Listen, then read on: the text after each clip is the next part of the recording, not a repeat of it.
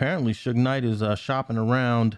According to TMZ, he's shopping around his story so that it could be told on television in the same way that the BMF story is being told, and some of these other biopics are Type, being like a told. mini-series type thing.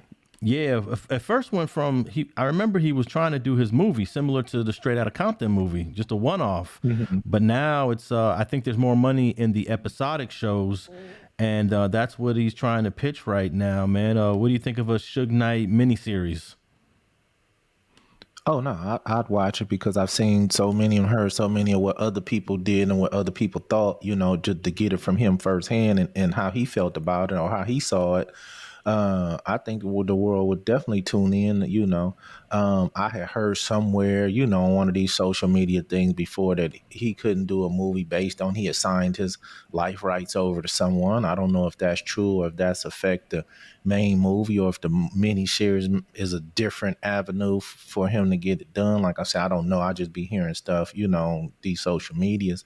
But I'm not opposed to him setting it straight on from his perspective. You know what I mean? I definitely watch it and check it out, because it would be coming from the horse's mouth on how he felt and saw everything. Yeah, definitely. I think it would be definitely a hit. A lot of these miniseries have been very successful. They've been able to get some decent budgets to produce them, and I see it very possible, like a 10 episode, an 8 episode miniseries on the whole death row empire. I'm sure it's going to start off with Suge Knight's childhood, but he still has this one lingering problem though. For him to make any money and for this thing to be profitable for him, he still has that civil lawsuit hanging over his head that's going to go in April, because it was a hung jury last year. They're going to redo it. I think it's going to go later this year. I heard April. But if he loses this civil lawsuit, then that's going to just take away from any possible profits that he can make off of a miniseries. And I wonder if other companies would be willing to work with him, knowing that he's going to be owing millions and millions of dollars to the Terry Carter family if he loses that lawsuit.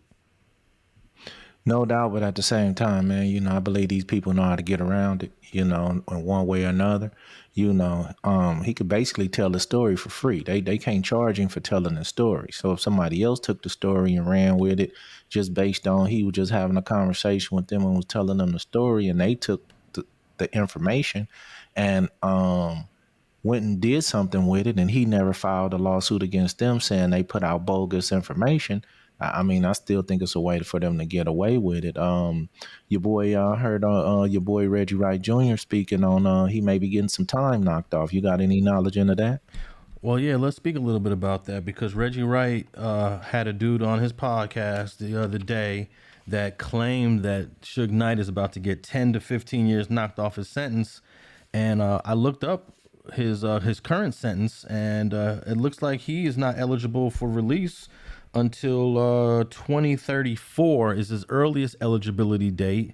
And if he doesn't if he max out, it's 2038. That hasn't changed. So I don't believe that. And plus, he took a deal. What a lot of people don't realize, when you take a deal, it's almost slim to unlikely impossible to get any time knocked off your sentence. So, I don't know why Reggie Wright is having that guy on his show. I think that guy is spewing misinformation. He is not scheduled for release until 2034. That's 11 years from now. So look, if this guy got 10 or 15 years knocked off his sentence, which started in 2015, he'd be walking out of prison right now. Well, it was mentioned that he was finna come home, and like I say, it's just rumors, or I just heard it. I can't authenticate it. I'm just saying that's what I, heard your boy talking about. But maybe they know something we don't know, Alex, and it could be possible. So, I guess we got to sit around and see if somebody could pull a rabbit out of a hat. Well, name me somebody that took a deal and took a deal for multiple offenses. This wasn't just for killing Terry Carter. He took a package deal for these 2 other offenses. He had the Cat Williams case, and he also had the assault that he committed against F. Gary Gray. It was an email assault. What do they call that? Terrorist threat. He had a terrorist threat against F. Gary Gray. He had the assault with the photographer with Cat Williams, and then of course they're calling that a murder of Terry Carter. So he's got multiple cases. He took the 28-year deal Who gets out of a deal that they take for multiple cases? Only time I've seen that happen is when the law change. You know what I mean? And I'm not familiar with any laws changing. Of course, I'm not an attorney by far, but I have seen dudes that took plea agreements that, you know, a law change and they were eligible, you know, to um, put their motion in based on that the law changed, you know. So like I say, I'm not familiar with his case, you know, at all. Only thing I know is he did get to 28. I don't know much more. So I'm just saying it was put out there, you know, it was put out there on a platform where we know we couldn't miss. So I just wanted to see if you had any inside knowledge on that, you know, just to, you know. Well, if he can get 10 years knocked off his sentence, that means if he got 10 years knocked off his sentence right now, he'd be eligible to come home in 1 year.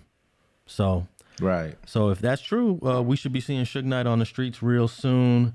If it's true, as of right now, the CDC does not reflect that. His release date is 2034 still, and we'll see. But Okay. I do look forward to them creating this biopic if he had a way of beating that civil case. I'm sure the plan is to beat the civil case and then do the film, and I'm sure that would be the best case scenario for Suge. Well, no, I definitely like to hear his opinion on it, you know, in a mini series or movie version like that, you know, from him. Like I say, so many have been made, you know, so to see one from directly from him and his thoughts, like I say, I tune into that. And how do you feel about a lot of this is going to be about the Pyrus? Once it gets to the death row part, it's going to be an East Side Pyru story to a certain extent. I don't know. You know what I mean? Because don't forget, it was a lot of Crips at the Rose, a lot of Crips that mingle with Suge. It was a lot of people, period. You know, so how far they get into in depth into that, I just don't know. You know, I mean, if you think of the Rose, it was a very extensive movement. You know, a lot of moving pieces. You know, you did have the music, you did have the Snoops, you did have the Dre's, you did have the Pyrus. You know what I mean? But you had so many pieces. How he would put it together from his mind. That's the part that I say I'd like to see, just based on, you know, from his perception. But it definitely started on that East Side, man, so, you know, like I said, we'll see from his perspective. He may leave a lot of that out just based on don't want to. You never know. That's why I say I would watch it just to see what's in it and what's not. Yeah, definitely. I know that not everyone's going to be satisfied with whatever version of story that he puts out, because a lot of people, some people were pissed about the Straight Outta Compton film. It left a lot of things out that people thought were important. So, you know, not everyone's going to be happy, but at least in an episodic way, you have more time to show more parts of the story. So with Straight Outta Compton, it's a 2-hour movie, and you got to tell the whole story. You got to squeeze in what you could. Yeah. So he'll have at least 10 hours. If it's a 10 episode show, he'll have at least 10 hours to tell his story.